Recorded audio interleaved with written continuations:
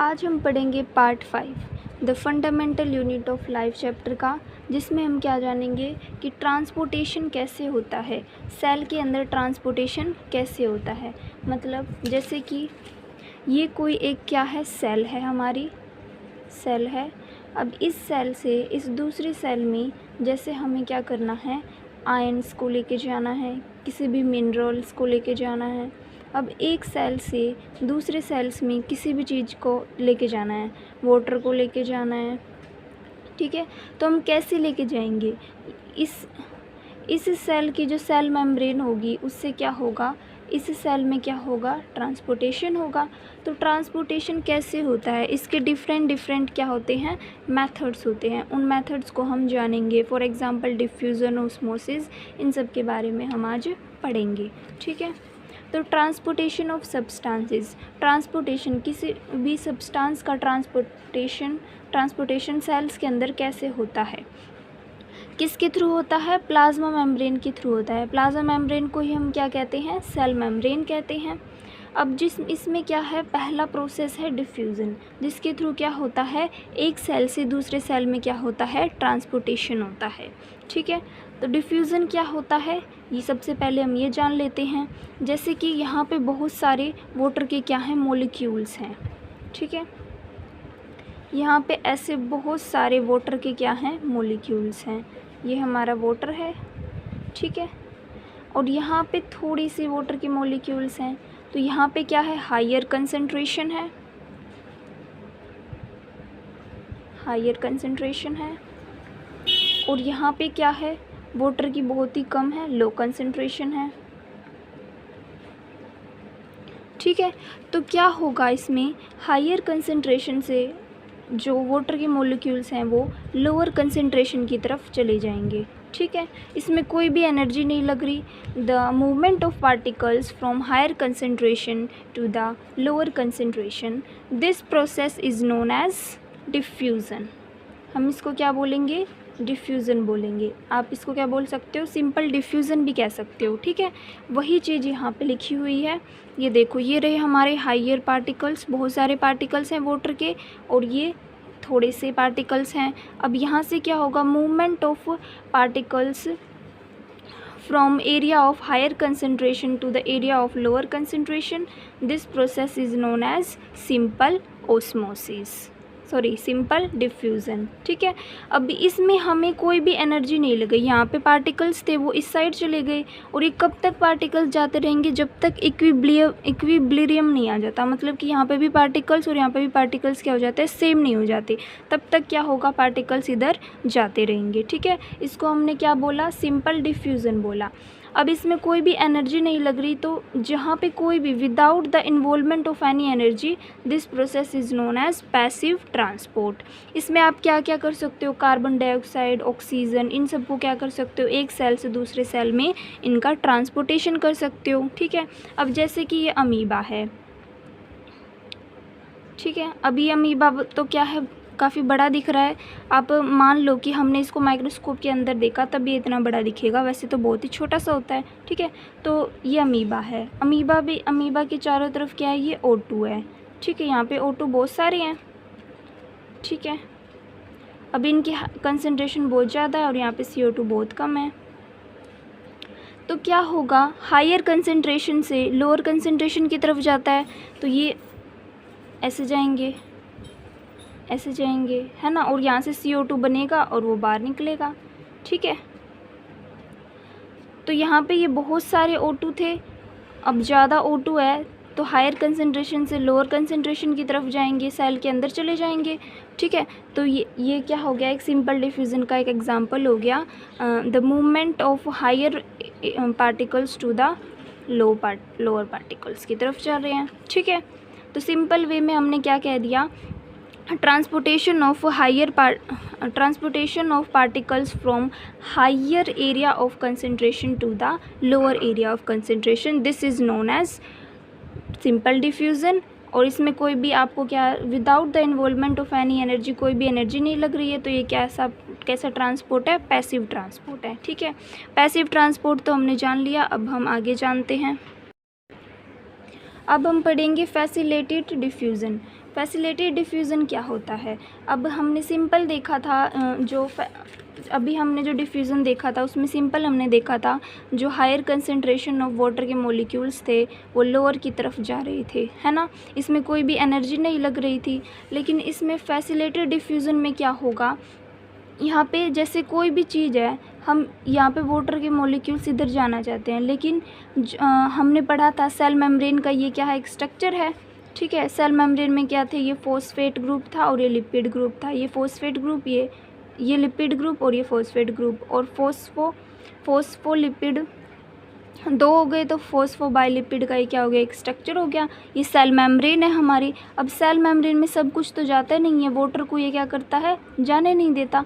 इसलिए हमने यहाँ पे क्या लगा दिया, एक प्रोटीन चैनल लगा दिया, ताकि ये क्या कर सके, वाटर को यहाँ से जाने दे सके। अब हमने इसको प्रोटीन क्यों लगाया, हमने इसको फैसिलिटी प्रोवाइड करी प्रोटीन लगा के, तभी तो वाटर यहाँ से ट्रांसपोर्ट हो सकता है, ठीक है। इस प्रोटीन को क्या बोलते हैं, एक्वापोरिन बोलते हैं, ठीक है। अब यहाँ पे हमने इसको फैसिलिटी प्रोवाइड करी है, इसलिए हम इसको क्या बोलेंगे, फैसिलिटेटेड डिफ्यूज़न बोलेंगे, ठीक है। पढ़ लेते हैं।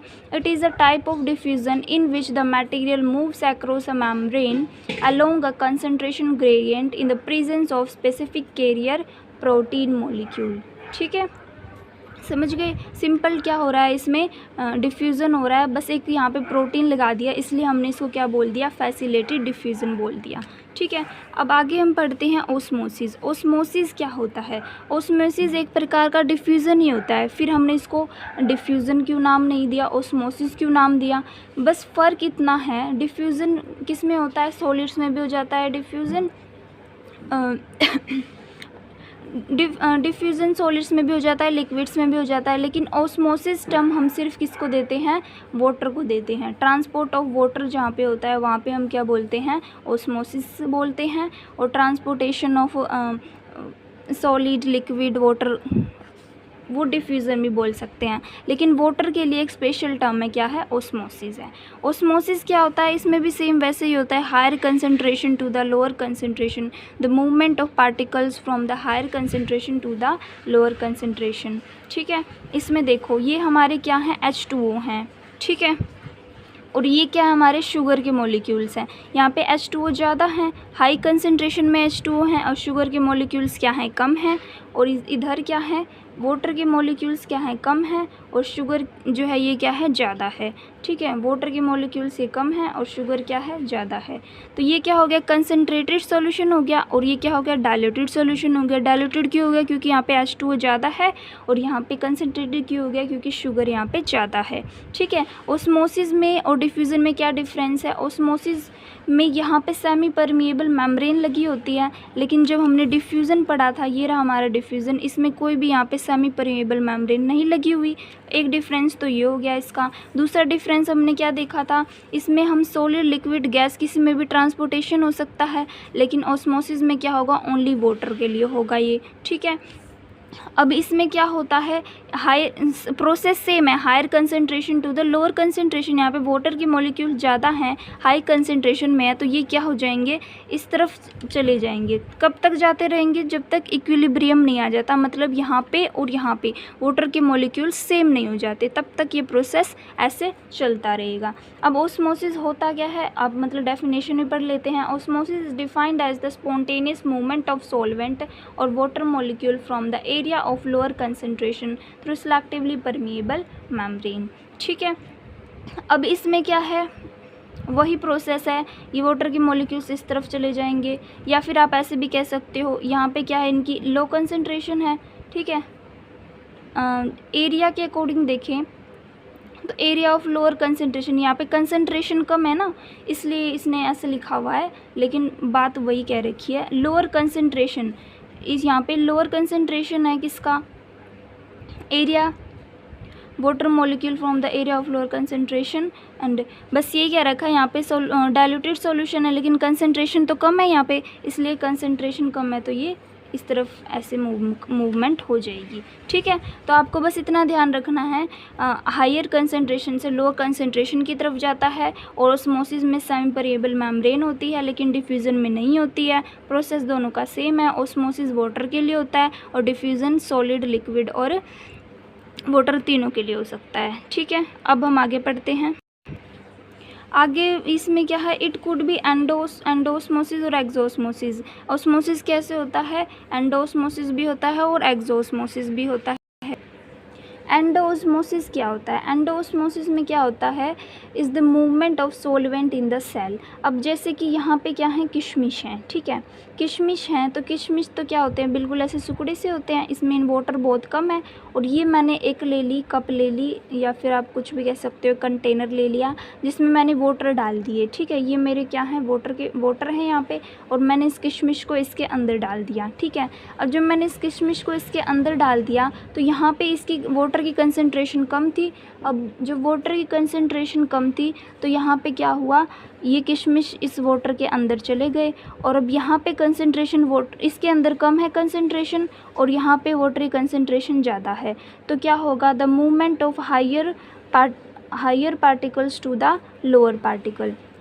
तो ये क्या हो जाएंगे, हाई से लो की तरफ चले जाएंगे, और जो ये किशमिश हैं और जो ये रेजिन्स है, ये क्या हो जाएंगे, स्वलन आ जाएगी इनमें। ठीक है, तो इसमें कौन सा प्रोसेस लगा तो ऑस्मोसिस का ही प्रोसेस। लेकिन हमने एंडोऑस्मोसिस क्यों बोला इसको, एंडोऑस्मोसिस हमने इसलिए बोला क्योंकि जो वाटर है इसमें क्या कर रही हैं, एंटर कर रही हैं। ठीक है, एक्सोऑस्मोसिस क्या होता है, अब जैसे कि ये ग्रेप्स हैं, ग्रेप्स तो आपने देखा होगा पहले, ऑलरेडी फ्रेश होते हैं, उनमें इनमें क्या होता है, काफ़ी वाटर की क्वांटिटी को काफ़ी क्या होती है, हाई होती है।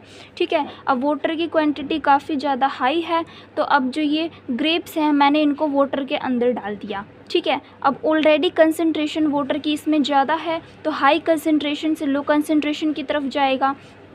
तो यहाँ पे मैंने जो वाटर लिया इसमें क्या है, सोल्ट मिक्स है। ठीक है, तो ये जो वाटर है ये क्या है, कंसनट्रेटेड वाटर है, इस जार के अंदर या फिर इस कंटेनर के अंदर कंसनट्रेटेड वाटर लिया है मैंने। ठीक है, तो इसमें वाटर की क्वांटिटी काफ़ी कम है एज़ कम्पेयर टू ग्रेप्स। ठीक है, तो ग्रेप्स के जो वाटर के मॉलिक्यूल्स होंगे वो किस में आ जाएंगे, इस कंटेनर, इस जार कंटेनर में आ जाएंगे। ठीक है, तो यहाँ से क्या हो गया, जो इस सेल के अंदर या फिर इस ग्रेप्स के अंदर जो वाटर था वो सारा किस में आ गया, इस कंटेनर में आ गया, और जो ये ग्रेप्स हैं वो क्या हो गए, श्रिंक हो गए। ठीक है, तो ये भी क्या एग्जाम्पल हो गया, किसका, ऑस्मोसिस का एग्जाम्पल हो गया। लेकिन इसमें जो है ये सेल से क्या हो गया, पानी निकल गया, और सेल क्या होंगे, श्रिंक हो गए। ठीक है, तो इसीलिए हम इसको क्या बोलेंगे, एक्सोऑस्मोसिस बोलेंगे, जिसमें वाटर क्या हो गया, एग्जिट हो गया, पानी चला गया। अब 3 टाइप के सॉल्यूशंस होते हैं, हम उसके बारे में जान लेते हैं। एक होता है आइसोटोनिक सॉल्यूशन, एक होता है हाइपोटोनिक सॉल्यूशन, और एक होता है हाइपरटोनिक सॉल्यूशन होता है। ठीक है, हम अब इन तीनों सॉल्यूशन के बारे में जानते हैं। जैसे मैं ये एक जार बना लेती हूँ, 3 जार्स मैंने बना लिए। ठीक है, इस पर बनाती हूँ। एक सॉल्यूशन ये है हमारा, एक सॉल्यूशन ये है, और एक सॉल्यूशन ये है। ठीक है, अब क्या होता है इसमें यहाँ पे वाटर है, यहाँ पे भी वाटर है, और यहाँ पे भी वाटर है। ठीक है, अभी इसके अंदर भी एक मैंने आरबीसी डाल दी, इसके अंदर भी मैंने एक आरबीसी डाल दी, और इसके अंदर भी मैंने एक आरबीसी डाल दी। ठीक है, इसको मैंने दे दिया हाइपरटोनिक सॉल्यूशन, इसको नाम दे दिया हाइपोटोनिक सॉल्यूशन, और इसको नाम दे दिया आइसोटोनिक सॉल्यूशन। ठीक है, इसमें क्या है, H2 कम है, और सोल्यूट जो है वो क्या है, ज़्यादा है। और इसमें क्या है, H2O को मैंने ज़्यादा दे दिया, और सोल्यूट क्या कर दिया, कम कर दिया, और इसमें सेम है। ठीक है, अब यहाँ पे जब वाटर कम है, H2O मैंने कम बोला है, वाटर अगर जब कम है तो ये सेल क्या करेगा, इसको वाटर दे देगा। इस सेल के अंदर ज़्यादा वाटर है तो ये इसको वाटर दे देगा, यहाँ पे वाटर की कंसंट्रेशन ज़्यादा हो जाएगी। ठीक है, यहाँ पे ज़्यादा वाटर है, हायर कंसंट्रेशन से लोअर कंसंट्रेशन की तरफ चले जाएंगे और जो ये सेल है ये क्या हो जाएगी, ऐसे श्रिंक हो जाएगी। क्या हो जाएगी, श्रिंक हो जाएगी। ठीक है, अब हाइपोटोनिक सॉल्यूशन में क्या होगा, H2O ज़्यादा है, यहाँ पे भाई H2O बहुत सारा है। अब बहुत सारा है तो ये इसको देगा, है ना, हाई से लो की तरफ इसको देगा ये वाटर, और ये क्या हो जाएगा, और भी ज़्यादा स्वेल जाएगा, स्वेलन आ जाएगी इसमें। ठीक है, हमारे आरबीसी में से स्वेलन आ जाएगी। अब यहाँ पे क्या है, आइसोटोनिक सॉल्यूशन में क्या होता है, यहाँ पे भी वाटर उतना ही है जितना आरबीसी के अंदर है, तो जो ये सेल है वो क्या रहेगी, हमारी सेम रहेगी। ठीक है, तो यहाँ से हमने क्या पढ़ा यहाँ पे क्या हो रही है, RBC will lose water inside the solution. RBC ने क्या कर दिया, लूज कर दिए वाटर इनसाइड द सॉल्यूशन, और यहाँ पे आरबीसी विल स्वेलन, आरबीसी क्या होगी, स्वेलन हो गई। RBC will get water from solution, उसने सॉल्यूशन से क्या ले लिया, वाटर ले लिया, और यहाँ पे आरबीसी विल रिमेन सेम, ऐसी की ऐसी है। तो ये 3 टाइप्स के हाइपरटोनिक, हाइपोटोनिक एंड आइसोटोनिक ये हमारे सॉल्यूशंस हो गए। हाइपरटोनिक में क्या हुआ था, यहाँ पे H2O कम था तो यहाँ पे सेल के अंदर ज़्यादा था तो हाई कंसंट्रेशन से लो कंसंट्रेशन की तरफ आएंगे, और जो ये क्या हो जाएगी, श्रिंक हो जाएगी सेल हमारी, और इसमें स्वेलन हो जाएगी और इसमें सेम रहेंगे। ठीक है, अब हम इसको डेफिनेशन से भी पढ़ लेते हैं। डेफिनेशन से क्या है, आइसोटोनिक सॉल्यूशन। आइसोटोनिक सॉल्यूशन में क्या होता है, अभी हमने पढ़ा है, आइसोटोनिक सॉल्यूशन में क्या होता है, ये सेम रहते हैं, सॉल्यूशन और ये दोनों सेम रहते हैं। ठीक है, isotonic solution, if a cell is placed in a medium that has exactly the same water, ऐसे मीडियम में सेल को रख दिया जाएगा जहाँ पे क्या होगा, एग्जैक्टली द सेम वाटर होगा जितना कि सेल के अंदर है, concentration as the cell, there will no net movement of water across the cell membrane, कोई भी मूवमेंट ही नहीं होगी सेल मेम्ब्रेन के अक्रॉस में, वाटर की कोई भी मूवमेंट नहीं होगी। क्यों नहीं होगी, क्योंकि जितना वाटर कंटेनर के अंदर है उतना ही वाटर सेल के अंदर है, दोनों का कंसंट्रेशन इक्विलिब्रियम पे है, स्टेबल है, इसलिए कोई भी मूवमेंट नहीं होगी। Such a solution is known as isotonic solution, इस टाइप के सॉल्यूशन को हम क्या कहते हैं, आइसोटोनिक सॉल्यूशन कहते हैं। The cell will stay the size same, is the same size, तो जो सेल का जो साइज़ होगा वो क्या होगा, सेम ही रहेगा। उसके बाद hypotonic solution, if a cell is placed in a medium surrounding the cell that has a higher water concentration then the cell, अब हमने सेल को ऐसे मीडियम में रख दिया जहाँ पे ज़्यादा कंसंट्रेशन है पानी की, सेल से ज़्यादा कंसंट्रेशन है। ठीक है, तो क्या होगा, the outside solution is very dilute, and dilute मतलब ज़्यादा वाटर है, the water enters the cell, वो वाटर क्या कर लेगा, एंटर कर लेगा सेल के अंदर, वाटर एंटर कर गई सेल के अंदर, देखो यहाँ पे ज़्यादा वाटर है तो वाटर एंटर कर गए सेल के अंदर, और सेल क्या हो गई, स्वेल हो गई। पढ़ लो इसमें, वाटर एंटर्स द सेल, जब वाटर एंटर करते हैं सेल के अंदर तो उसको हम क्या कहते हैं, एंडोस्मोसिस कहते हैं, है ना, वाटर एंटर कर जाते हैं जब सेल के अंदर। Such a solution is known as hypotonic solution, और इस सॉल्यूशन को हम क्या बोलेंगे, हाइपोटोनिक सॉल्यूशन बोलेंगे। ठीक है, और जो सेल होगी वो कैसी हो जाएगी, स्वेलअप हो जाएगी, देखो स्वेलअप हो गई। अब उसके बाद हाइपरटोनिक सॉल्यूशन क्या होता है, ये वाला हाइपरटोनिक है। In a cell is placed in a medium, cell को हम ऐसे मीडियम के अंदर रखेंगे that has a lower concentration of water, जहाँ पे पानी, यहाँ पे पानी क्या होगा, काफ़ी कम होगा। ठीक है, हाइपरटोनिक सॉल्यूशन में क्या होगा, यहाँ पे पानी कम होगा और इस सेल के अंदर पानी काफ़ी ज़्यादा होगा, ऐसे मीडियम में रखा जाएगा। तो जो सेल के अंदर ज़्यादा पानी है, तो हायर पानी है, तो वो लोअर की तरफ अपने पानी को छोड़ देगा, लूज वाटर कर देगा by osmosis. Such a solution is known as hypertonic solution, तो हम इसको क्या बोल देंगे, हाइपरटोनिक सॉल्यूशन बोल देंगे। और इसमें सेल क्या हो जाएगी, श्रिंक हो जाएगी, ऐसे पतली सी हो जाएगी। ठीक है, ये हमने पढ़ लिया। अब हम आगे चलते हैं। आगे क्या है, एक्टिव ट्रांसपोर्ट क्या होता है, अब हम इसके बारे में जान लेते हैं। इन this type of transport, active से ही पता जो मिल रहा है कि भाई हाँ कोई काम बहुत अच्छे से हो रहा है, एक्टिव हो रखा है बंदा। ठीक है, एक्टिव में क्या है, कुछ एनर्जी लगेगी, उससे रिलेटेड लग रहा है। In this type of transport, इसमें क्या होता है भाई, ये तो हमारे फॉस्फेट ग्रुप हैं और ये हमारे लिपिड हैं, ये एक सेल मेम्ब्रेन का स्ट्रक्चर है, ठीक है। और यहाँ पे बीच में क्या इंटीग्रल प्रोटीन लगे हुए हैं, ऐसे प्रोटीन जो अंदर की तरफ होते हैं, ठीक है। और यहाँ पे एटीपी एनर्जी भी लगेगी भाई इसमें। अब इसमें एनर्जी क्यों दे रहे हैं हम, औरों में तो एनर्जी की ज़रूरत ही नहीं पड़ी। क्यों? क्योंकि इसमें क्या हो रहा है, लो कंसंट्रेशन से हाई कंसंट्रेशन की तरफ जा रहा है। हमने जितने भी अभी तक ऑस्मोसिस, डिफ्यूज़न, जो भी हमने प्रोसेस पढ़े हैं, सभी में क्या था, हायर कंसंट्रेशन से लोअर कंसंट्रेशन की तरफ जा रहे थे वाटर के मॉलिक्यूल्स। लेकिन इसमें क्या है, लो से हाई की तरफ जा रहे हैं। अब हम नेचर के अगेंस्ट अगर कोई भी काम कर रहे हैं तो उसमें क्या होगा, हमें कुछ भुगतान तो करना पड़ेगा, कुछ एनर्जी तो देनी पड़ेगी, तो कुछ एटीपी लगेगी इसमें, ठीक है।